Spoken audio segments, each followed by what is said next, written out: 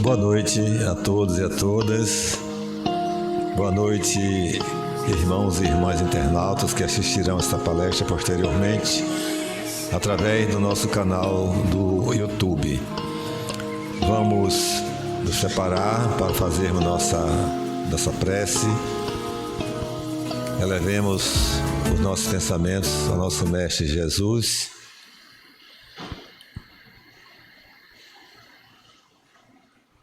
Senhor Jesus, nós todos aqui presentes, encarnados e desencarnados, te agradecemos por permitires que aqui estivéssemos nesta casa de oração, mais uma vez, nesta noite de domingo, para participarmos desta reunião pública, onde iremos, Senhor Jesus, tratar de um tema muito importante para todos nós que estamos nessa caminhada em busca da iluminação de nossa consciência, em busca do Senhor, do nosso reajustamento diante das leis eternas, que cada vez mais possamos nos conscientizar das nossas responsabilidades, dos nossos compromissos, para que tenhamos dedicação, seriedade em tudo que fizermos na nossa vida, especialmente quando nos envolvemos com as questões de ordem espiritual. Mais uma oportunidade que o Senhor nos concede aqui na Terra para consertarmos os equívocos de outras existências e para terminarmos o que começamos e não demos conta. E mais uma vez, Senhor, nesta noite, os teus anjos estejam aqui conosco, sob o comando do irmão José Pititinga, e que esses irmãos amigos nos envolvam em suas vibrações amorosas, espiritualizadas, nos ajudando, Mestre, a nos fortalecermos e enfrentarmos as dificuldades, as dores, os sofrimentos, os constrangimentos pelos quais todas as famílias estão passando neste momento. Que esses irmãos amigos envolvam a nossa irmã Karine, que mais uma vez, com muita amorosidade, aqui está entre nós, para nos trazermos mais uma mensagem de luz, Senhor, e que todos nós possamos aproveitar, acompanhando o seu raciocínio, para que sejamos um pouco mais esclarecidos e fortalecidos. Pai nosso que estás nos céus, santificado seja o vosso nome. Venha a nós o vosso reino, seja feita a vossa vontade, assim na terra como nos céus. O pão nosso de cada dia nos dai hoje, perdoai as nossas ofensas, assim como nós perdoamos a quem nos tem ofendido. Não nos deixeis cair em tentação, mas livrai-nos, Senhor, de todos os males. Que assim seja. Então, meus irmãos, minhas irmãs, que a paz de Jesus esteja conosco e que nós nos sintamos cada vez mais conscientes da nossa responsabilidade, da nossa situação, e busquemos compreender, né, as causas das nossas aflições, né? Porque no mundo de hoje dificilmente encontraremos alguém que não tenha alguma aflição, né? Ou uma aflição do ponto de vista material ou do ponto de vista espiritual.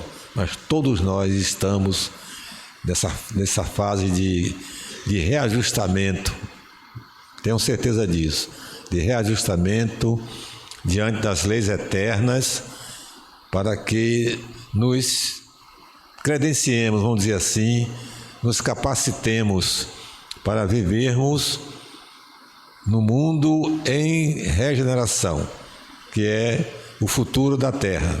Será um planeta bem mais gostoso de se viver, onde o bem vai prevalecer, os propósitos de todos os seres humanos serão os mesmos, né? De buscarmos a nossa espiritualização, porque nós somos espíritos e estamos aqui na Terra com esse corpo de carne para nos espiritualizarmos e nos libertarmos de uma vez por todas do apego, né, às coisas materiais. Então hoje, com muita alegria, temos aqui a nossa querida irmã Karine, né?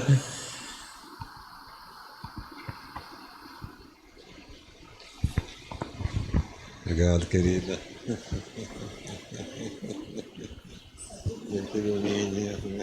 Vai te ajudar sim.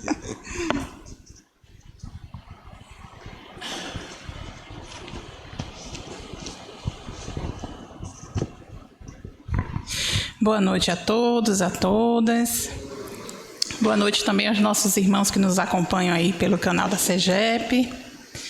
Mais um domingo de doutrinária, mais um momento para que possamos refletir sobre a nossa vida, sobre a nossa conduta, sobre o que é que nós queremos objetivamente da nossa vida. E aí eu estava ali conversando com o seu Edson e eu dizia a ele que esse é um tema forte, né? Aprendizes ausentes do dever. E que eu disse ao seu Edson, eu já esqueci tudo que eu planejei, né, para falar. Mas eu não me amedronto, porque o trabalho não é meu.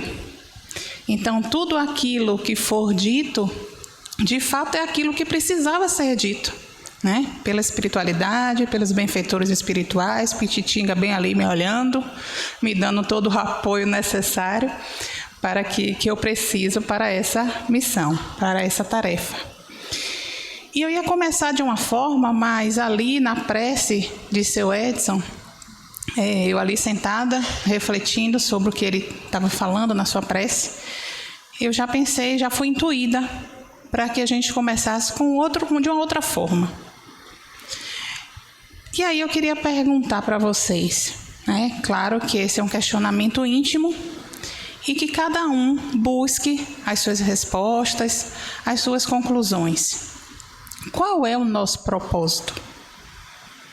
Eu acho que esse é o primeiro e grande questionamento da nossa vida.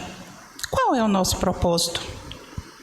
Por que eu saio da minha residência em um domingo à noite, que eu poderia estar assistindo vários programas na televisão, poderia estar deitado no sofá com a família, com parentes, com amigos, e me proponho a me arrumar e a vir para uma casa espírita? Para quê? O que é que eu busco? O que eu quero? Qual é o meu propósito? Então, esse eu acho que é a grande pergunta, o grande questionamento da nossa vida, para que de fato a gente possa entender do que é que se trata esse dever. Por que eu sou considerada ainda um aprendiz? E o que seria me ausentar dessa tarefa que é chamada de dever? E aí eu vou começar com uma história. 3 filhos se reuniram com o pai, um sábio, para questioná-lo qual seria o caminho mais curto para a plenitude da vida. E o pai, aproveitando aquele momento, disse para eles: antes de responder a pergunta, eu vou lhes dar uma incumbência. O rei gosta muito de ser presenteado. E eu tenho aqui 3 presentes para dar ao nosso soberano. E de tal forma, eu preciso muito da ajuda de vocês. Você, que é o mais velho, mais experiente, vai levar um vaso muito bonito e de muito valor. Mas tome muito cuidado, porque ele é extremamente frágil. Um manuseio em falso pode quebrá-lo e será um desastre. Sei também que ele gosta muito de corça, e eu criei uma especial para Sua Majestade. Mas, cuidado, ela é ágil e tem uma energia muito grande, de tal forma que você, meu filho do meio, tome muito cuidado com ela, para que não fuja. Como o rei gosta muito de bolo, a sua mãe preparou um bolo delicioso para ele, disse ao filho mais novo. Então, é preciso muito cuidado para que esse bolo não venha a ficar despedaçado. Depois que vocês voltarem, eu darei a resposta da pergunta que me foi feita. Andem, façam o que eu estou pedindo. Os rapazes saíram em direção ao palácio, levando os presentes para o rei. Começaram a caminhada. Logo, o do meio disse ao mais velho para que tomasse muito cuidado com o vaso. Segure-o bem, proteja-o com seu corpo. Aí, o de trás disse para o do meio: você está preocupado com o vaso do nosso irmão mais velho, mas cuidado com a corça, porque se você não segurá-la muito bem, ela vai escapar. O mais velho aproveitou a ocasião e repreendeu o mais novo. Você fica falando aí, mas cuidado com o bolo. Volta e meia, sempre um lembrava ao outro. Cuidado com o vaso, cuidado com a corça, cuidado com o bolo. E assim foram seguindo. No fato de um se preocupar com a responsabilidade do outro, a corça foge. Foi aquele alvoroço. O irmão mais velho, para ajudar na captura da corça, colocou o vaso no chão e saiu para sair correndo. Só que o vaso bateu numa pedra e se estilhaçou. O irmão mais jovem, querendo também ajudar, colocou o bolo no chão e também saiu correndo. Não conseguiram pegar a corça. Quando o irmão mais novo voltou para pegar o bolo, este já havia sido consumido pelas formigas. Foi uma situação muito dramática para aqueles 3 jovens. Não conseguiram objetivar o intento e voltaram à casa do pai para relatar o acontecido. O pai aproveitou o ensejo para responder à pergunta dos filhos. Vocês me perguntaram qual o caminho mais curto para a plenitude da vida. E eu vou dizer que é exatamente o que vocês não fizeram, que é o cumprimento do dever. O seu dever era levar o vaso, disse ao mais velho. O seu era levar a corça, disse ao do meio. E o seu era levar o bolo, disse ao mais novo. Mas, no entanto, muito antes de se preocuparem com os seus deveres, vocês se preocuparam com os deveres dos outros e não cumpriram os seus. Essa é uma historinha para que a gente possa refletir que muitas vezes a gente se preocupa mais com o externo do que com o interno, né? Muitas vezes a gente se preocupa mais se o outro está vindo para a mediúnica, se o outro está vindo da passe, se o outro está vindo para a doutrinária, mas a gente esquece da nossa obrigação. E eu? Eu estou indo para onde? Eu estou fazendo o quê? Onde está mesmo o meu propósito? Será que o meu propósito nessa encarnação é só zelar pelo cumprimento do dever dos outros? Ou, de fato, a minha tarefa aqui é lutar contra mim mesma no meu processo evolutivo? Então, essa mensagem ela traz uma reflexão do quanto nós ainda nos preocupamos mais com o externo do que com o nosso interior. E aí eu fiquei me perguntando, mas o que seria realmente esse dever? Então, de acordo com o dicionário online, dever é uma obrigação de fazer alguma coisa imposta por lei, pela moral, pelos usos e costumes ou pela própria consciência. É um encargo. Em sentido absoluto, o conjunto das obrigações de uma pessoa, ser fiel ao dever, Em sentido particular, uma regra de ação específica ou uma obrigação definida. Então, nós já entendemos o dever como uma obrigação. E essa obrigação ela pode ser imposta por uma lei, a lei dos homens, uma lei escrita. Ela pode ser imposta pela moral e ela pode também ser imposta pelo uso dos nossos costumes. Sempre temos obrigações, né? Vamos lá, meu avô, que desencarnou tem pouco tempo, ele dizia assim, primeiro a obrigação, depois a devoção, né? Então ele dizia, primeiro a gente tem que cumprir a nossa obrigação. Quando somos estudantes, quais são as nossas obrigações? A gente tem a obrigação de comparecer às aulas, não é isso? Porque senão a gente leva falta e perde ano. A gente tem a obrigação de realizar as tarefas que os professores determinam. A gente tem a obrigação de estudar, porque senão a gente não passa nas avaliações. Na nossa fase adulta, nós temos a obrigação de trabalhar. Dentro desse contexto de atividade laborativa, quais são as nossas obrigações? A gente tem que cumprir horário, né? Muitas vezes as empresas têm a questão do ponto, de bater o ponto de entrada e de saída, para receber sua remuneração no final do mês. Nós temos que atuar com atenção naquilo que nos propusemos a fazer. E nós temos que utilizar os equipamentos de proteção, que estão de acordo e equivalentes com aquela função que vamos desempenhar. Quando a gente pensa numa instância social, quais são as nossas obrigações para viver em sociedade? A gente tem a obrigação de respeitar as leis, né? De cumprir as leis. A gente tem a obrigação de respeitar os direitos alheios, tá? E aí a gente viu 3 dimensões interessantes, né? Quando somos estudantes, quando trabalhamos, nas nossas atividades laborativas e na nossa atividade, na nossa relação societária. E na nossa dimensão espiritual, quais seriam essas obrigações?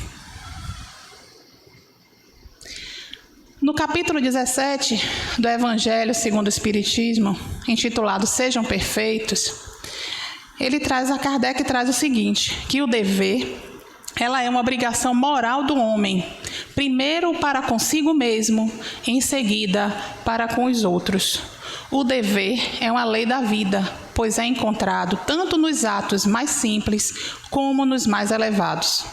É um sentimento muito difícil de ser cumprido, porque está em oposição com os interesses materiais e os interesses do coração.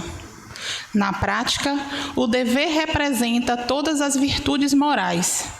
É uma fortaleza da alma que enfrenta as angústias da vida, da luta diária. Então, a gente já percebe que o dever, ele tem uma relevância também muito grande no nosso aspecto espiritual, na nossa dimensão espiritual, né? E que esse dever, ele é proveniente, ele é uma obrigação moral do homem, né? Para que, de fato, possamos nos ajustarmos a essa lei da vida.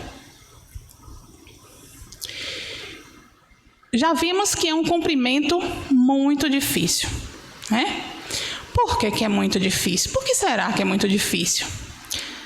Será que uma pessoa que se propõe a se aproximar cada vez mais da espiritualidade, seguir o caminho correto, cabe a essa pessoa roubar? Não cabe, né?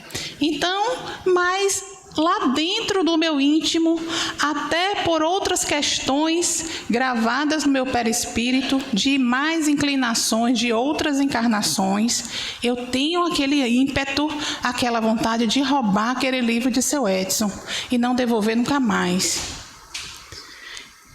É difícil controlar isso? Sim, porque vem a tentação da nossa má inclinação, né? Com a nossa consciência que vai nos dizer, isso não é correto, isso não cabe mais para você, você já passou desse estágio, você amadureceu. Olha onde você está. Então, é esse jogo de vitórias sem testemunhas, porque a gente não precisa ter holofotes para nos parabenizar ou nos elogiar quando estamos cumprindo o nosso dever. Às vezes meu filho faz assim: mãe, tirei uma nota boa na escola. Sua obrigação. Depois eu elogio, mas na hora, sua obrigação. Porque isso não é um mérito, isso é uma obrigação, isso é um dever. E isso deve ser encarado com muita naturalidade entre todos nós. Então a gente não precisa de testemunhas, de holofotes, nem de elogios, para estar de fato comprometido com o nosso dever, no nosso estágio, na questão espiritual. Aguilhão da consciência e livre-arbítrio. Esse é difícil, Porque a consciência está o tempo inteiro ali nos mostrando o que de fato devemos fazer. Ah, mas eu não sei, sabe. A partir do momento que a gente se propõe a nos enxergarmos como verdadeiramente somos, enxergando as nossas sombras, admitindo que ainda somos seres imperfeitos e trevosos e que precisamos muito da ajuda dessa espiritualidade para melhorar, a gente começa a entender o que é que a nossa consciência está nos dizendo e, consequentemente, passamos a utilizar o nosso livre-arbítrio com mais sabedoria.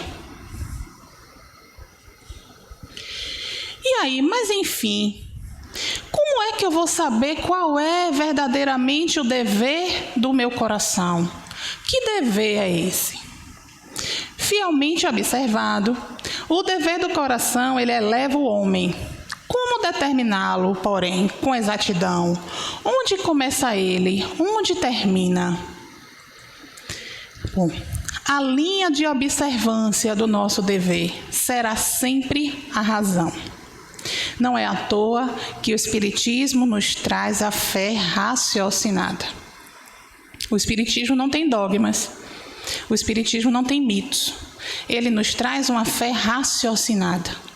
E o que é uma fé raciocinada? É aquela que a gente pode questionar. É aquela que a gente pode questionar e que, consequentemente, encontraremos respostas coerentes com a nossa realidade. Tá? Então, a linha de observância do dever, primeiramente, é a coerência, é a razão. E é essa razão que vai estabelecer os limites deste dever, os limites dos instintos do nosso coração, com aqueles instintos que são favorecidos ou facilitados pelo planeta Terra e que nós nos vislumbramos facilmente. Então, toda vez que houver uma ameaça à felicidade alheia, é o início do meu dever.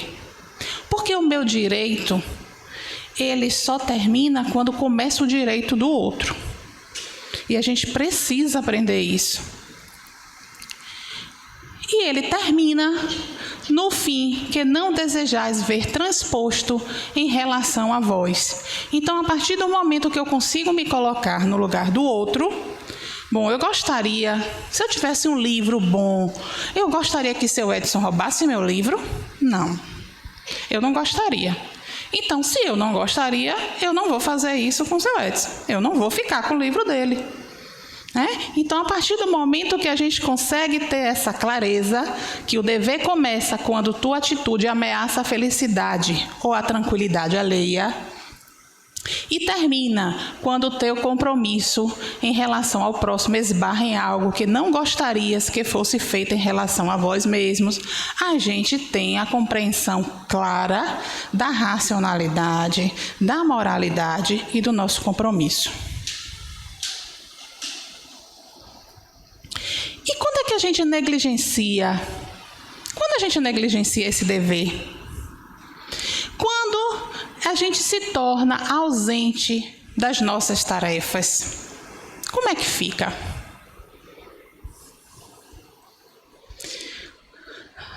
O autor José Lázaro Boberg, no livro Prontidão para a Vida, no capítulo 5, que tem como tema Aprendizes ausentes do dever, que é o tema da nossa doutrinária de hoje, diz o seguinte: quando retornarmos ao mundo espiritual, se não utilizamos bem o tempo, seremos categorizados como os desertores do dever, com a obrigação de refletir a lição, muitas vezes nem sempre nas mesmas condições atuais.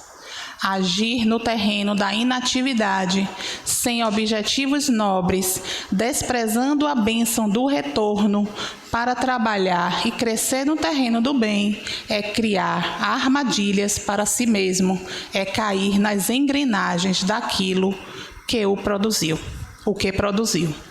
Então, essa é uma reflexão muito forte e muito importante, porque às vezes a gente acha que a gente vai passar aqui pelo planeta Terra como parasita, né? Não vou fazer nada, vou ficar quieto, vou nascer, crescer, me desenvolver, morrer e está tudo bem, mas não está tudo bem. A gente vem para cá através de um planejamento reencarnatório onde assumimos compromissos. Não existe ficar em cima do muro. Ou você está de um lado, ou você está do outro. Ou você cumpre o que veio fazer, ou você vai ter que repetir de ano. Vamos lá. Um aluno estuda em uma escola onde ele tem aula de karatê, aula de natação, entre outras atividades. Aula de informática. Mas ele perdeu de ano. Ele perdeu de ano e essa escola vai fechar. Ele vai ter que ir para onde? Para outra escola. Só que nessa outra escola, para essa série específica dele, não tem nada disso. Ele não vai ter aula de boxe. A escola não oferece natação. E a escola não oferece aula de informática. Ele foi para uma escola onde a qualidade do aprendizado ela é inferior à que ele estudava. Assim acontece conosco. Quando a gente não aproveita a oportunidade dada por Jesus nesse nosso processo reencarnatório, nós teremos que nos deslocar para outros ambientes para repetir essa lição. E como o autor bem disse aqui, nem sempre serão nas mesmas condições atuais. Muitas vezes em condições inferiores. Por quê? Gente, o planeta Terra, ele está evoluindo. Ele está mudando de vibração. Ele está saindo da situação de provas e expiações e adentrando, caminhando para adentrar no mundo de regeneração. Qual de nós vai acompanhar isso? Depende de quem? Eu não dependo de seu Edson para entrar no mundo de regeneração. Seu Edson não depende de mim. Porque ele não tem nada a ver com a minha conduta, nem eu tenho nada a ver com a conduta dele. Eu vou ter que zelar por mim e seu Edson por ele. Que bom se entrarmos juntos. Caso contrário, se eu não tiver minha conduta adequada a essa nova energia desse mundo de regeneração, eu vou para onde? Eu vou para outro planeta, né? Vou para onde mais? Eu vou para outro planeta, repetir a lição de casa, para ver se em uma outra oportunidade eu consiga também acompanhar esse processo evolutivo. Né? Então, a gente não pode perder esse tempo abrindo mão e negligenciando o nosso tempo aqui no planeta Terra. Porque a gente corre esse risco de ter que repetir em outras condições. Aí eu vou dizer, poxa, no planeta Terra era muito melhor do que está aqui. Era, mas eu não aproveitei. E agora? Agora é agora. Eu vou ter que aproveitar naquela outra oportunidade, em condições talvez mais precárias do que isso. E aí eu trago uma outra reflexão de Emmanuel, que eu achei assim fantástica. Ele traz uma reflexão sobre o Evangelho de João, capítulo 20, versículo 24. Tomé, chamado Dédimo, um dos 12, não estava com eles quando Jesus veio. E aí Emmanuel traz uma reflexão sobre essa postura de Tomé. Tomé descontente, reclamando das provas por não haver testemunho à primeira visita de Jesus depois da morte, criou um símbolo para todos os aprendizes despreocupados das suas obrigações. Ocorreu ao discípulo ausente o que acontece a qualquer trabalhador distante do dever que lhe cabe. A edificação espiritual, com suas bênçãos de luz, é igualmente um curso educativo. O aluno matriculado na escola, sem assiduidade às lições, apenas abusa do estabelecimento de ensino que o acolheu, porquanto a simples ficha de entrada não soluciona o problema do proveitamento. Sem domínio do alfabeto, não alcançará a silabação. Sem a posse das palavras, jamais chegará à ciência da frase. Prevalece idêntico processo no aprimoramento do espírito, longe dos pequeninos deveres para com os irmãos mais próximos. Como habilitar-se o homem para a recepção da graça divina? Se evita o contato com as obrigações humildes de cada dia, como deletar os sentimentos para ajustar-se às glórias eternas? Tomé não estava com os amigos quando o mestre veio. Em seguida, formulou reclamações, criando o tipo de aprendiz suspeitoso e exigente. Nos trabalhos espirituais de aperfeiçoamento, a questão é análoga. Matricula-se o companheiro na escola de vida superior. Entretanto, ao invés de consagrar-se ao serviço das lições de cada dia, revela-se apenas mero candidato a vantagens imediatas. Em geral, nunca se encontra ao lado dos demais servidores. Quando Jesus vem, logo após, abandona o caminho reto. Quem deseja a bênção divina, trabalhe para merecer. Eu achei essa frase assim fantástica, né? Repeti para mim hoje já várias vezes. Quem deseja a bênção divina, trabalhe para merecer. O aprendiz ausente de aula não pode reclamar benefícios decorrentes da lição. Essa mensagem está lá no Evangelho por Emmanuel, no 4º volume, que tem como título Ausentes. Então, Emmanuel também traz isso muito claro. Como é que a gente pode querer algo que a gente não está contribuindo para conseguir? Como é que eu posso querer receber meu salário no final do mês se eu não trabalhei? Não tem como. Então, assim também é na nossa dimensão espiritual. Como é que eu posso querer os benfeitores espirituais, os espíritos de luz perto de mim, se eu não faço nada para que eles fiquem perto de mim? Se eu não faço uma prece, se eu não exercito a caridade, como é que eu quero isso? Não tem como, E muitas vezes a gente matricula o companheiro na escola da vida superior, mas a gente esquece da gente. É aquela mensagem inicial, A gente está tão preocupado. Alguns de vocês, nesse momento, podem estar pensando, poxa, fulano de tal devia estar aqui. Essa palestra é para fulano, é para Beltrano. Mas não é para ninguém não, gente, é para a gente mesmo. Principalmente para mim, que estou aqui, que tive que aprender mais sobre isso. Eu disse, epa, se esse negócio caiu para mim aqui é porque o meu dever ainda não está bom. Eu tenho que melhorar.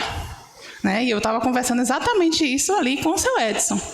Se, de fato, fui eu que fui escolhida para trabalhar esse tema, é porque eu preciso aprender, preciso melhorar nesse aspecto. Então, eu preciso rever urgentemente a minha conduta, para que eu possa me adequar melhor ao meu dever perante o Cristo, pela oportunidade misericordiosa que Ele está me oferecendo, que é essa reencarnação.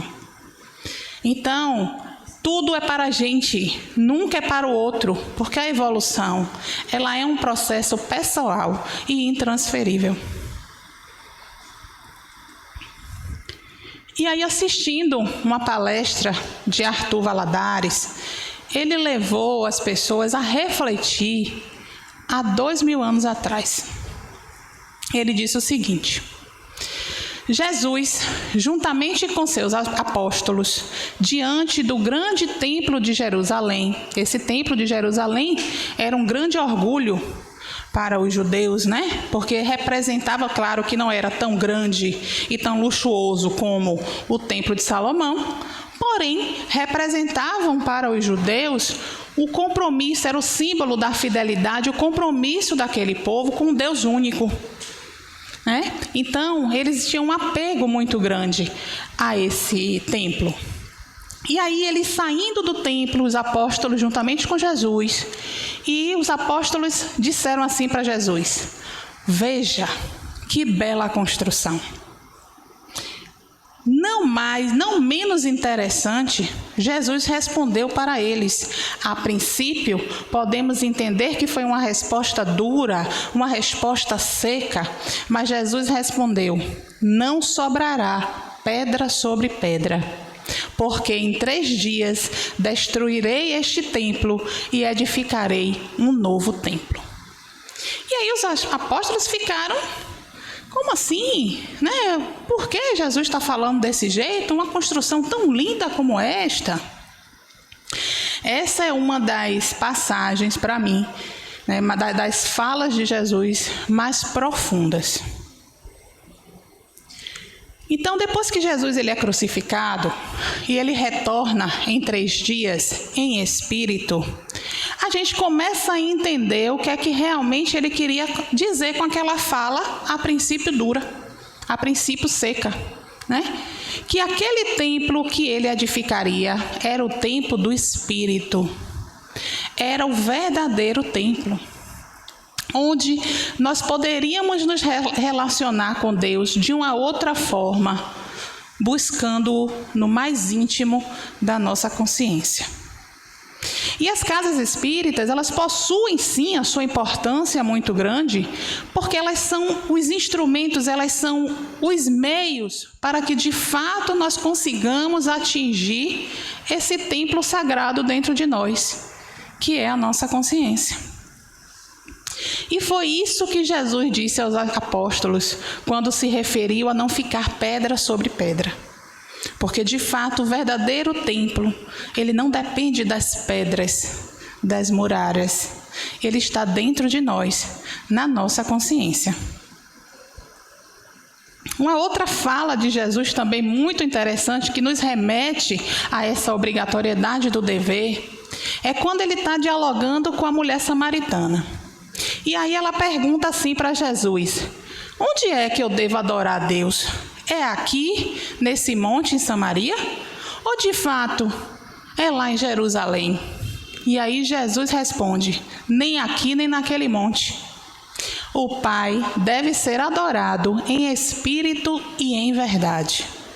Mais um testemunho de Jesus, quando ele traz para a gente de que o templo não depende necessariamente de um espaço físico.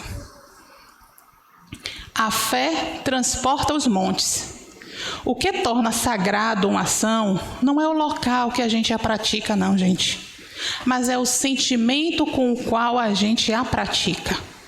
Com que sentimento eu estou praticando esta palestra? Com que sentimento, de fato, eu me propus a parar a minha semana, estudar e estar aqui amorosamente falando sobre isso? Então, o que vai contar no meu processo evolutivo é a energia, é a vibração e o sentimento que eu depositei nesse trabalho.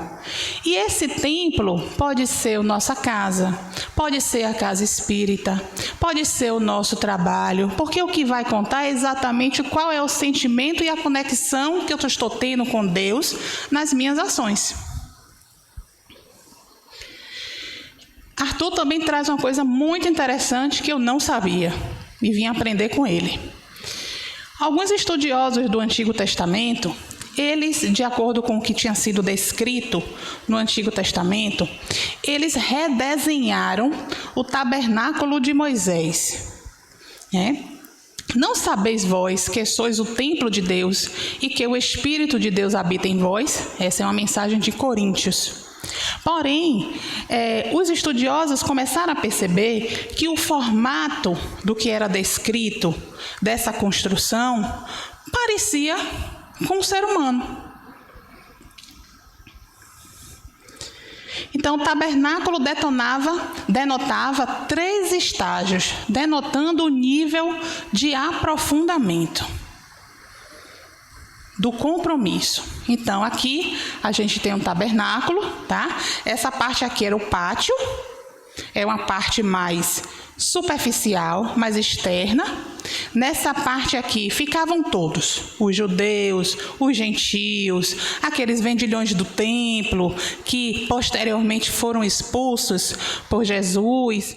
Então eram aquelas pessoas que ainda estavam iniciando seu interesse em ter um contato mais profundo com a divindade. Logo aqui tinha um véu.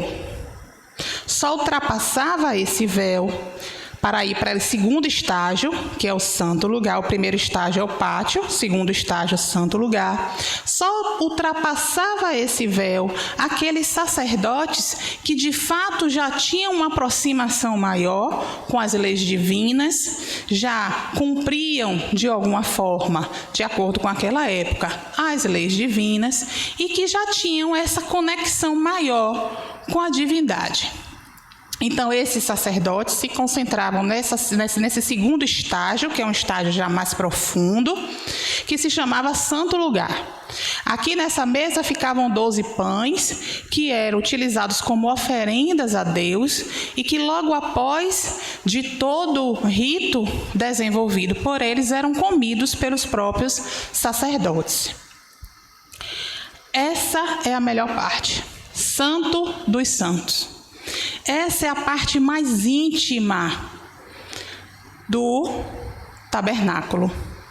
Nessa parte, uma vez por ano, somente um sacerdote, que era chamado de sumo sacerdote, tinha a autorização de ultrapassar esse véu, esse segundo véu, e entrar nesse espaço. Porque, segundo a crença dos judeus, era exatamente nesse espaço, Santo dos Santos, onde se estava a divindade perfeita, onde se concentrava todas as tábuas das leis que foram entregues a Moisés. Então, esse sumo sacerdote tinha acesso a esse espaço, a essas informações, e ele retornava como intermediário entre o povo judeu e a divindade. Mas por que a gente está falando sobre isso? O que isso tem a ver? Mas o que isso tem a ver com o dever, né? Primeiramente, eu quero falar dessa questão do Livro dos Espíritos, a questão 621, que diz: onde está escrita a lei de Deus? E Kardec pergunta, e os Espíritos respondem: na nossa consciência. E a nossa consciência é o quê?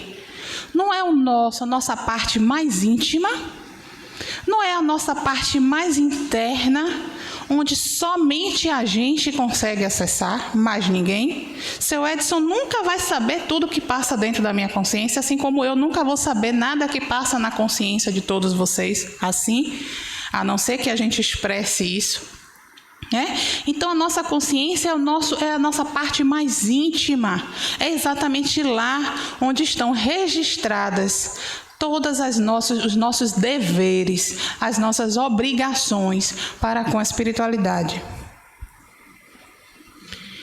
E o aprofundamento do tabernáculo nada mais é do que uma simbologia que vai representar exatamente isso. Esse entrar nessa consciência, esse mergulhar nessa consciência, para que de fato a gente consiga distinguir o que é que eu posso fazer e o que é que eu vim fazer.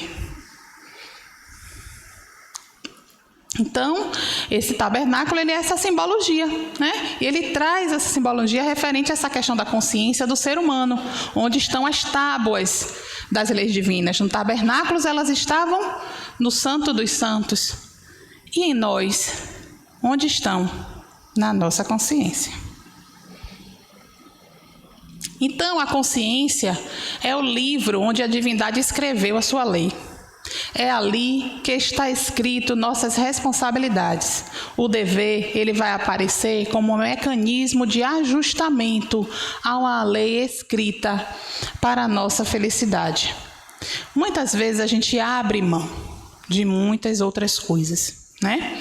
A gente, às vezes, eu não vou hoje eu não vou dar passe não, porque eu não sei, estou assim, estou me sentindo mal, não estou bem, eu não vou para o centro espírita hoje não, hoje eu não vou para a doutrinária, porque eu estou tão cansada, eu não vou. E aí? Onde fica o nosso dever? Onde fica a nossa obrigação, o nosso compromisso com a oportunidade que nós estamos tendo nesse momento? Não tem volta. Uma amiga minha brinca muito comigo e fala assim: Karine, foguete não tem ré. Realmente, foguete não tem ré. Não tem volta. Ou a gente se compromete e realiza o que tem que realizar e ajusta o que tem que ajustar, ou o negócio vai ficar feio para o nosso lado. Porque a espiritualidade ela vai continuar fazendo o trabalho dela. Para ela não dá nada. Tá tudo lindo. Não é ela que precisa da gente, não. Somos nós que precisamos dela. Para aprender a acertar o passo. Para aprender a caminhar da forma correta. E se não for assim, a gente não vai evoluir. E aí eu vi essa frase, de Khalil Gibran, que eu amei. E disse o divino: ame a seu inimigo. E eu obedeci e amei a mim mesmo. Só fiquei louca, apaixonada por essa frase, porque resumiu minha vida. Gente, quem é que facilita ou dificulta o nosso processo evolutivo? A gente, Porque se seu Alberto me fizer mal, esse mal só vai me abater se eu permitir. Mas se eu mesmo começo a me fazer mal, Então, a gente precisa entender que a nossa luta diária não é com o outro, não. É com nós mesmos. É a nossa luta entre os desejos da vida terrena e os desejos do nosso coração. E qual é o nosso dever nisso? Saber distinguir isso e fazer a escolha certa, Essa é a nossa obrigação maior. Posso tirar? Você vai tirar foto? Pode? E ainda nesse livro, Prontidão para a Mudança, José Lázaro, ele diz o seguinte: criamos o próprio destino pela nossa ação. Não tem para onde correr. Se, porém, por negligência, optarmos pelo abandono das obrigações a que estamos vinculados, fugindo da oportunidade da aprendizagem necessária, sentiremos o alerta de nossa consciência, mostrando-nos que algo não anda bem.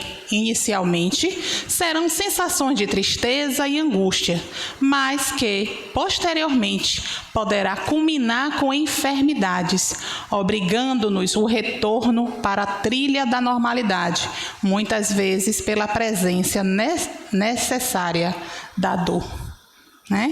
Então, uma vez eu ouvi uma palestra de Rossandro, e ele falava sobre essa questão da dor. E aí ele dizia que a dor é um instrumento que muitas vezes Deus precisa utilizar para fazer a gente acordar para a coisa. Para fazer a gente acordar para esse negócio. Que ele não está lá gastando a energia dele, o tempo dele, depositando toda a confiança e apoio necessário para a gente melhorar e a gente chegar aqui e cruzar os braços. Então a dor, eu mesmo vim para o centro espírita, não foi pelo amor, não. Tive vários chamados para vir pelo amor. Venha assistir uma palestra, outro dia. Vim pela dor, acabada, esmagada, despedaçada. Então eu precisei sentir o que é esta dor para eu não querer mais voltar para esse lugar. Então, é muito bom quando a gente vem pelo amor, mas a gente sabe que a lição maior vem com sofrimento, Vem pela dor. Agora, o sofrimento, a gente tem dois caminhos. Ou a gente continua sofrendo na vitimização, ou a gente sai desse lugar, realmente, eu precisei passar por isso, e agora eu tenho que aprender com isso. Isso aí tem o que para me ensinar? Uma vez, eu estava conversando com uma amiga evangélica, eu ainda não estudava a doutrina espírita, Eu estava passando por uma situação muito difícil. E aí eu fiz assim, poxa, eu não entendo por que Deus está fazendo isso comigo. Ah, coitadinha. Oh, inocente. A bichinha inocente do mundo, né? Oh, não sabe nem o que estava fazendo aqui. Aí ela olhou para mim e fez assim, minha irmã, ela é evangélica, mas olha que sabedoria, porque os evangélicos também têm uma sabedoria enorme, né? Ela chegou para mim e fez assim, minha irmã, pegou na minha mão, olhe para mim. Olhei para ele, eu estava chorando muito. E ela olhou para mim e fez assim, não pergunte isso para Deus, não pergunte o porquê, pergunte para quê. Pronto, essa foi a virada de chave, a primeira virada de chave da minha vida, mas a porta ainda estava trancada. A porta ainda estava trancada porque eu ainda não estava aberta a assumir e a entender que eu não era vítima de lugar nenhum, que eu não era Chapeuzinho Vermelho, né? Que eu não era o alecrim dourado que estava ali sofrendo, certo? Então isso só veio em um outro momento que eu precisei passar por mais situações para que esse amadurecimento viesse junto. E o comprometimento e a noção clara do meu dever também viesse junto com esse amadurecimento. Então, vamos lá. Ainda neste livro, o dever é a lei da vida. O homem que cumpre o seu dever ama a Deus mais do que as criaturas e ama as criaturas mais do que a si mesmo. Muitas vezes a gente está com tantos problemas. Eu estava ali conversando com o seu Edson, que hoje está completando 31 dias que uma pessoa que era a maior, continua sendo, a maior referência da minha vida desencarnou. E a princípio a gente fica desnorteada, por mais conhecimento da doutrina espírita que a gente tenha, a gente fica assim, no desespero, a gente se sente sozinha, a gente acha que ninguém olha para a gente, que Jesus está de costa, a gente acha um monte de coisa, né? Porque a gente se permite naquele momento de dor que o desespero verdadeiramente tome conta da nossa alma.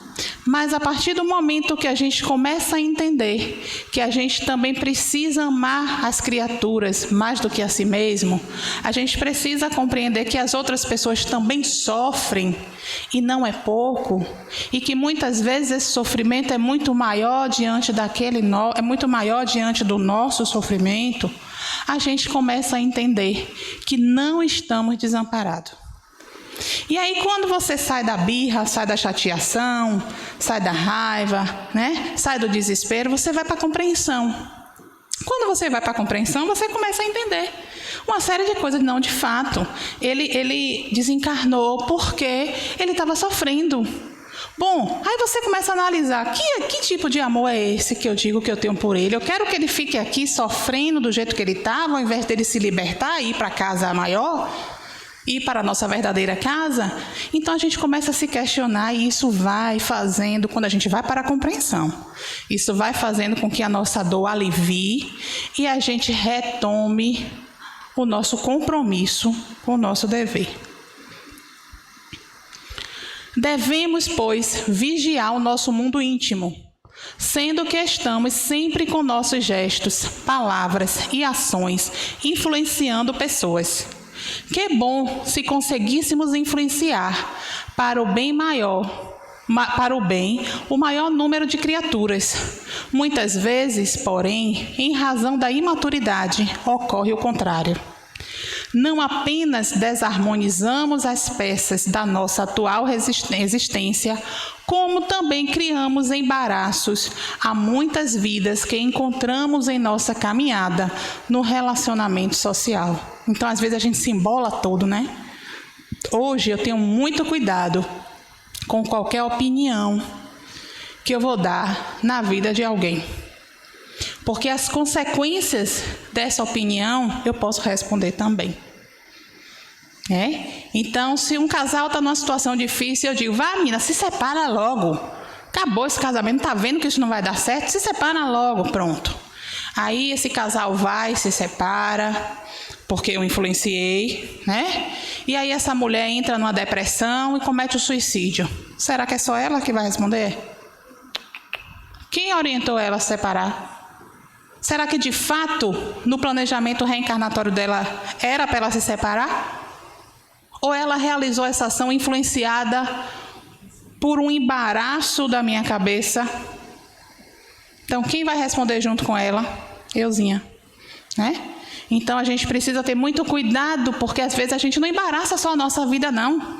A gente embaraça a vida do outro também. Principalmente quando a gente sai do nosso lugar. E qual é o nosso lugar? A gente está aqui para quê? Para acertar o passo.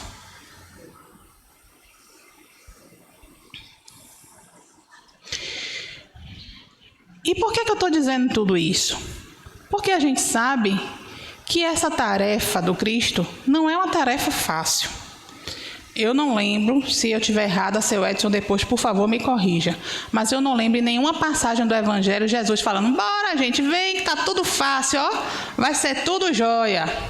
Eu não lembro, né? Mas exige o quê? Disciplina. Exige comprometimento. E é isso que o dever nos traz. O dever, que não encaremos o dever necessariamente como uma obrigação, mas como uma oportunidade para o nosso crescimento. Se está ruim aqui, eu costumo dizer ao meu filho, está ruim, é? Olha, pode ficar pior. Então, se está ruim, pode ficar pior, mas também pode ficar melhor. E isso vai depender de como nós vamos conduzir a nossa caminhada nessa encarnação. Então, que nos atentamos a isso, que deixemos enquanto espírita, porque espírita tem um bocado de melindre, espírita é danado. Espírita cria um bocado de situação para não cumprir a sua tarefa. Ah, porque aconteceu aquilo. Aconteceu, imprevistos acontecem, a gente sabe disso. Porém, se a gente se compromete a fazer um bolo, mas eu esqueci de ir na rua comprar a farinha, o ovo, o fermento. Tudo bem, eu não vou fazer o bolo naquele dia, mas vai sair o bolo? Não vai sair o bolo, né? Se eu não tenho os ingredientes para fazer o bolo. E como é que eu quero no final da tarde comer bolo? Então, como é que eu vou querer não cumprir o meu papel, não cumprir a minha tarefa? Porque essa tarefa quem escolheu fomos nós. Não foi Jesus que determinou, você vai, seu Edson, você vai, o senhor vai ser presidente de centro. Não foi ele, não. Foi seu Edson que escolheu, porque ele sabia da deficiência, das necessidades dele. Fui eu que escolhi estar aqui, em vez de estar numa festa, curtindo, dançando paredão. Eu que escolhi estar aqui, dando palestra espírita, porque eu tenho necessidades e ajustes a realizar na minha encarnação. Eu que resolvi isso, eu que aceitei essa proposta. Se eu aceitei, eu tenho que cumprir. Então, que não fujamos mais das nossas responsabilidades, porque isso só vai atrasar o nosso processo evolutivo. E lembremos sempre que o nosso melhor amigo e o nosso melhor inimigo somos nós mesmos. E Madre Teresa de Calcutá traz uma mensagem lindíssima. Muitas vezes as pessoas são egocêntricas, ilógicas e insensatas. Perdoe-as a si mesmo. Se você é gentil, as pessoas podem acusá-lo de egoísta e interesseiro. Seja gentil a si mesmo. Se você é um vencedor, terá alguns falsos amigos e alguns inimigos verdadeiros. Vença a si mesmo. Se você é honesto e franco, as pessoas podem enganá-lo. Seja honesto a si mesmo. O que levou anos para construir, alguém pode destruir de uma hora para outra. Construa a si mesmo. Se você tem paz, é feliz, as pessoas podem sentir inveja. Seja feliz a si mesmo. Dê ao mundo o meu melhor. Mas isto pode nunca ser o bastante. Dê o melhor a si mesmo. Veja você que, no final das contas, é entre você e Deus, e nunca entre você e as outras pessoas. Então, que tenhamos a clareza de que o nosso dever é pessoal e intransferível. Que a gente não pode depositar ou solicitar alguém que o realize por nós. E quanto antes nós entendermos isso, para que tá feio, e assumir nosso BO, melhor e mais rápido, de uma forma mais leve e mais doce, alcançaremos os degraus do nosso processo evolutivo. Gratidão a vocês.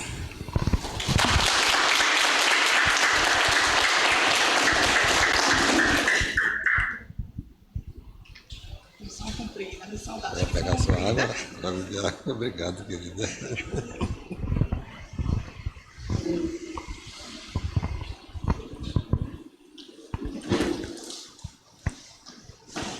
Obrigado, minha irmã Karine. Realmente foi uma palestra, né, gente? Muito boa, né? E que, com certeza, todos nós estamos aí metabolizando mentalmente, né, as suas palavras e que levemos adiante, porque é a realidade. A nossa realidade é essa, né? E tudo que ela falou, né, está dentro dos princípios cristãos, né? Está dentro do ensinamento de Jesus, está dentro dos princípios da doutrina espírita e cabe, né, a cada um de nós fazer a sua reflexão, né, a sua avaliação, para ver se realmente nós estamos de acordo com o que a irmã Karine acabou de falar, né? Porque, como ela disse também, Deus é o nosso Pai bondoso, né? Ele é amor puro, Ele sempre nos dará uma outra oportunidade, Ele não vai negar isso, né? Essa história de castigo eterno, de fogo eterno, isso não existe, né? Ele sempre dá uma oportunidade, só que as circunstâncias serão outras, né? Naturalmente, porque se nós não valorizamos tudo que nós temos agora para fazer nosso trabalho, cumprir nosso dever, né? Por uma questão, por desídia de nossa parte, né? Se vai ter outra oportunidade, vai, né? Mas as circunstâncias serão outras, né? Aí eu digo que tem pessoas que têm todas as condições de desenvolver um trabalho social, fazer a caridade, de ensinar, né? Os outros. E sempre dão desculpa, não vou por isso, não vou por aquilo, estou cansado, tem uma festa, aniversário. E não vem, sempre dando justificativa. Tem todas as condições. Futuramente, quando chegar defronte à própria consciência, né? Porque quem vai nos julgar não é Jesus que vai julgar, é um por um. Em Deus não, é a nossa consciência. E você não tem como enganar a consciência, tem? A gente não tem como enganar a nossa consciência. Está dentro de nós, não tem como enganar. Aí você vai ver, puxa vida, perdi meu tempo. Porque as coisas aqui da Terra são todas passageiras, né? Tudo transitório, não fica nada. Tudo vai morrer. Só as coisas espirituais é que são infinitas, eternas, não morrem. E nós valorizamos mais as coisas da Terra. Aí quando a gente se defronta com a realidade no futuro, a gente vai dizer, puxa vida, perdi meu tempo, quanta coisa eu podia ter feito e não fiz, e agora vou ter que implorar a Jesus um retorno, pode nem ser mais aqui, né, por causa do momento, pode ser em outra escola inferior, as circunstâncias serão outras, então que sejamos, né, inteligentes, sejamos sábios, né, e aproveitemos, né, o máximo possível o nosso tempo, que a gente puder, né, dispuser, para não fazermos aquilo que até então não fizemos, que era para ter sido feito e não fizemos. Ainda há tempo de se fazer, né? Se formos realmente diligentes, né, e atentos, né, ainda há tempo, né? Tudo, né, como diz o Sr. Bezerra de Menezes, né, urgente, né, mas sem pressa, né? Porque tudo apressado sai errado, né? Dificilmente você faz uma coisa apressada que dê certo. Você vai fazer um bolo apressado e vai solar o bolo. Mas se fizer com urgência, não. Você faz urgente, isso é bom. Mas apressado não sai. Né? Não sai. Tem até um ditado popular, né? Que o apressado come cru, né? É um ditado do povo na sabedoria. Então é isso. Obrigado, Karine. Graças a Deus, foi ótimo. E agora vamos aos nossos avisos, né? Pronto. Reunião pública, salvação dos ricos, sou eu mesmo, de 17. Amanhã, né? Nossa palestra amanhã, com a nossa irmã Isabela, mais um tema interessantíssimo aí, a salvação dos ricos, né? Jesus falou que é mais fácil um camelo passar pelo fundo de uma agulha, né, do que um rico se salvar, né? Então amanhã tem um tema muito bom, né? Quem puder comparecer, compareça para a gente ver a exposição de nossa irmã Isabela. Nossa livraria Sergipe, com a nossa coordenadora, cadê Lu? Lá no cantinho, ali à disposição de quem queira comprar títulos novos, livros bons, né? Livros educativos, iluminados, né? E vai ser muito útil para nós. Plantão de Paz, toda semana, de segunda a sexta, das 9 às 10 horas da manhã, nós estudamos um tema do Evangelho, todo dia. E das 10 até as 13 horas é a parte de socorro espiritual através da fluidoterapia, né? Educar o ser integral com Jesus, nossa evangelização infantil, esse trabalho maravilhoso que as nossas mães evangelizadoras realizam aqui todo sábado, às 15 horas, né, das 15 às 16h30, com nossas crianças. É um trabalho importantíssimo, é o departamento assim, que eu reputo, nós da doutrina espírita, sabemos que é dos mais importantes para a pessoa, para o ser humano, é a evangelização infantil. Porque se evangelizar as crianças desde agora em tenra idade, com certeza elas vão crescer com mais segurança, né? E com mais consciência, e vão errar bem menos do que aquelas que não têm, né, essa instrução nesse momento. E é um momento de alegria, é uma forma lúdica de ensinar, não é maçante, né? É gostoso. Então, quem tem seus filhos, seus netos, tragam. Sábado à tarde, às 15 horas, as nossas evangelizadoras estão aqui à disposição. Nota Premiada Bahia é um programa do governo do estado da Bahia que nós sempre pedimos às pessoas que não se cadastrou nesse programa, se cadastre, né? Entra no site da Cefaz do estado, está ali o site, né, para se cadastrar. A pessoa se cadastra, né? E depois de cadastrado, toda vez que for fazer uma compra, aí pede ao caixa que coloque o seu CPF no cupom ou na nota fiscal, né? Fazendo isso, você estará contribuindo com a nossa casa, porque ao se cadastrar, você vai ter uma opção lá de beneficiar a área social. Você coloca Sociedade Espírita José Pititinga, aí vai ajudar a nossa casa aqui. Coloca o nosso CNPJ, nós temos aqui um trabalho aqui, quem quiser se cadastrar aqui, a gente pode cadastrar, ou então a pessoa em casa mesmo, né? Que é tão simples, 5 minutos você se cadastra, né? Fazendo isso, né?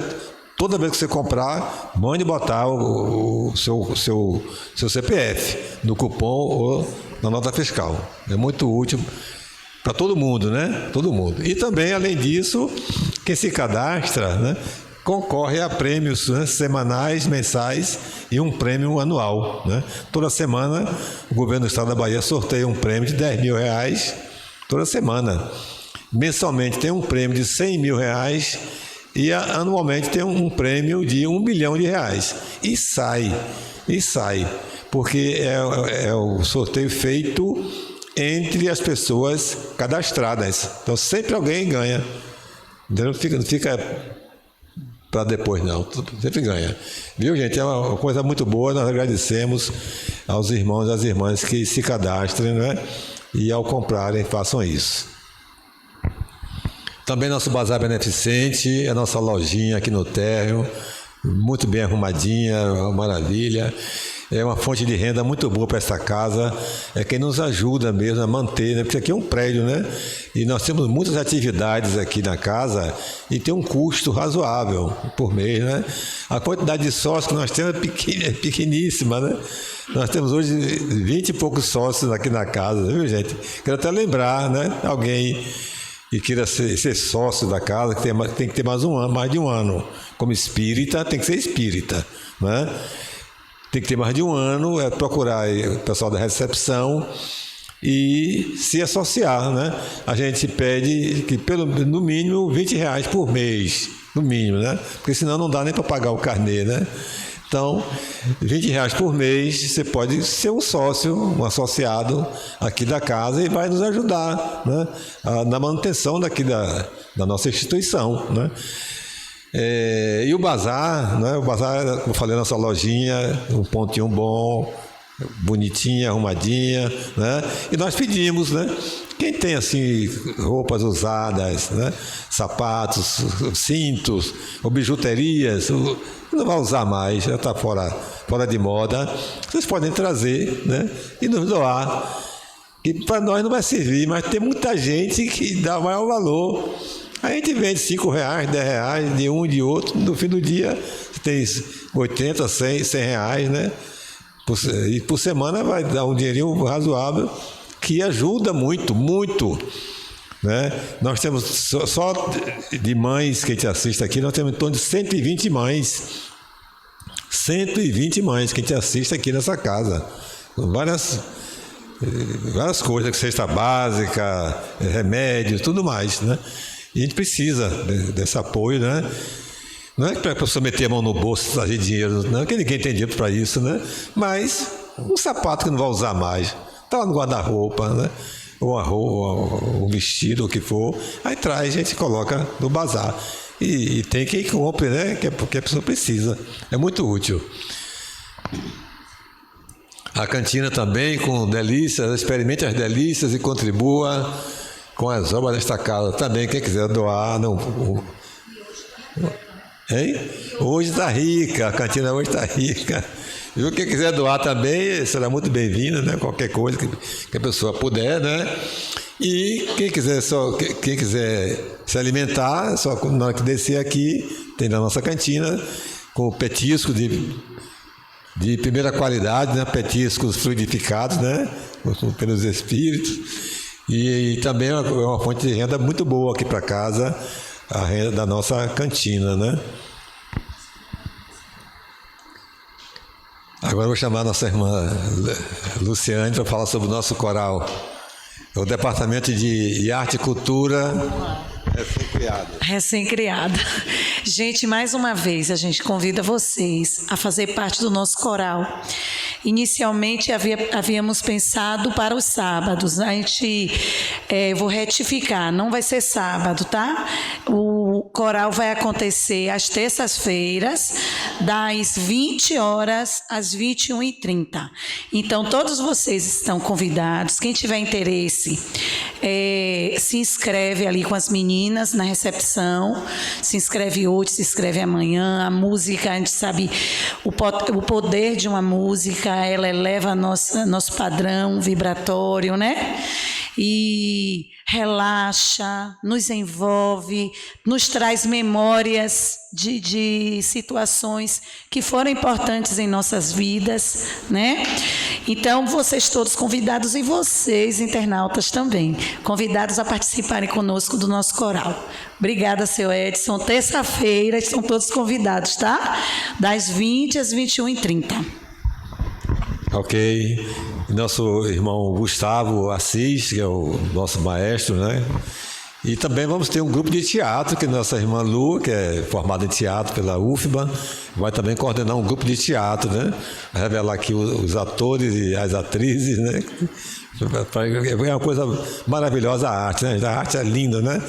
É a melhor forma de se educar usando a arte, né? E o coral, né, a gente sabe que a música, eu sempre digo assim, a música é o caminho mais curto para Deus, né? Que a música mexe com a alma da gente, né? Mexe com o coração. Então, o coral tem essa função, não só de nos deleitar, né? Do ponto de vista musical, mas também de resgatar espíritos sofredores que estão por aqui ainda, às vezes ouvindo a melodia de um coral assim, se apresentando, e muitos deles são resgatados, né, para a espiritualidade. Então tem essa dupla função, né? Então é isso aí, meus irmãos. Sim, só vou dar a notícia a vocês que hoje de manhã foi realizado nosso café aqui matinal, né? realizado pelo pessoal da área social e a juventude, né? Os jovens participaram efetivamente, né? Chegaram juntos, né? E foi uma maravilha, gente. Uma fartura, uma beleza. O salão térreo lá embaixo ficou cheio de gente. Vendeu todos os bilhetinhos, não ficou nenhum sem vender. Muito bom, né? Então, a renda desse café, 50% vão para os jovens, que vai ter um encontro agora em Feira de Santana, em abril, da juventude do Nordeste, né? Em Feira de Santana. Então, dos nossos jovens irão participar, né? Então, estão trabalhando para arrecadar dinheiro para poder, né, pagar as passagens deles, né? E alguma coisa a mais. E a outra metade vai servir para manutenção aqui da nossa casa, né? Das nossas despesas, né? Mas foi uma maravilha. Não percam, não. O próximo festival, o próximo café que tiver, venham. Vai ter café, vai ter almoço. Vai ter festival de sorvete, né? Futuramente aí, viu? Festival de lasanha também, vai ser ótimo. E agora vamos ao sorteio do nosso livro. Olha o livro maravilhoso do irmão João Nunes Maia, ditado pelo Espírito Miramês, né? Horizontes da Vida, né? Que maravilha, né? Tem tudo a ver com a palestra de hoje, né? Eu queria pedir a Flávia, por favor, Flávia. 41, né? Diga aí, carinho, o número 14. Número 14.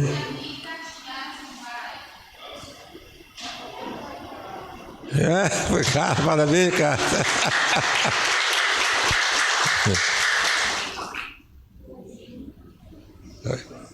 Horizontes da Vida, para ler aí, fazer uma palestra depois pra gente, viu? Tá certo? Tá certo nada, ficou calada. Então agora, gente, vamos ao nosso passe coletivo, não é? E depois do passe, quem estiver em tratamento, nós vamos descer para o trabalho de fluidoterapia, né? Eu vou pedir à irmã Karine que, por favor, fazer a prece de encerramento e agradecimento a Jesus.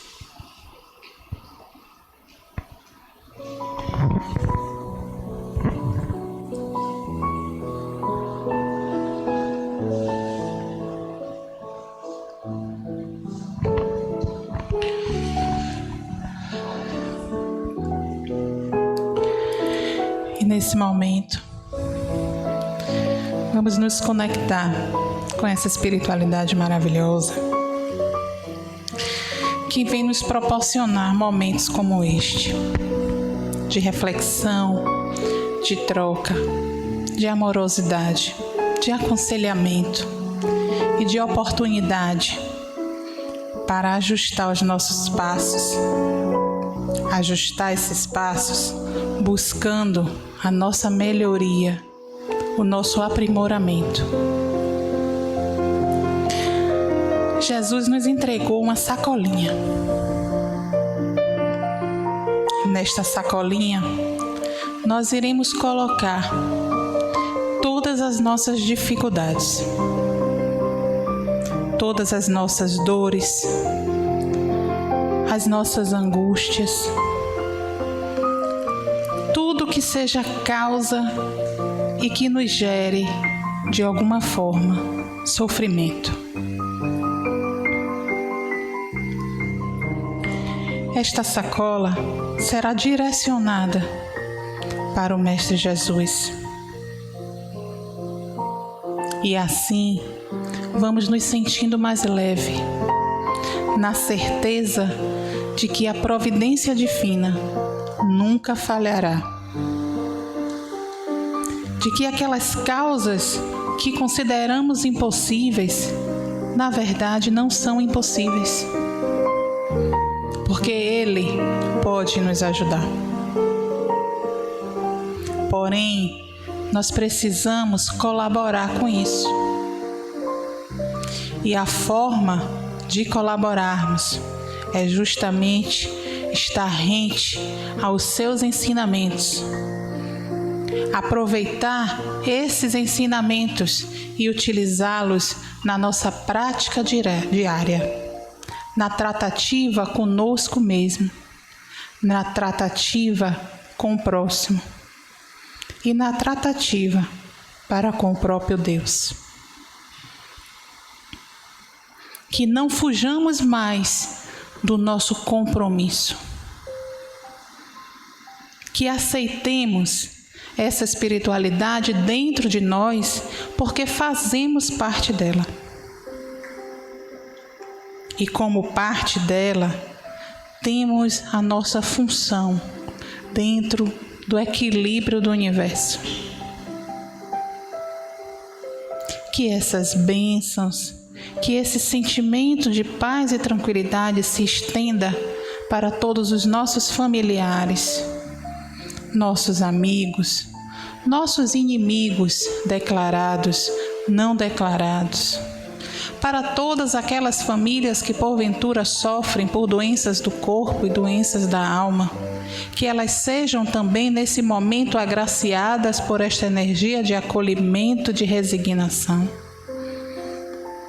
E ainda assim recebam chamamento para o cumprimento do seu dever. O seu dever para consigo mesmo. O seu dever para com o próximo e para com Jesus.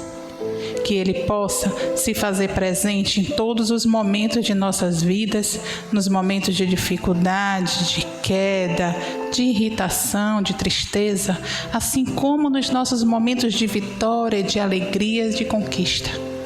Que nunca percamos a coragem da fé e que sigamos junto com Ele, ajustando a nossa vida, redirecionando a bússola do nosso barco em direção a esse farol, a essa luz que cura e que salva. Que assim seja.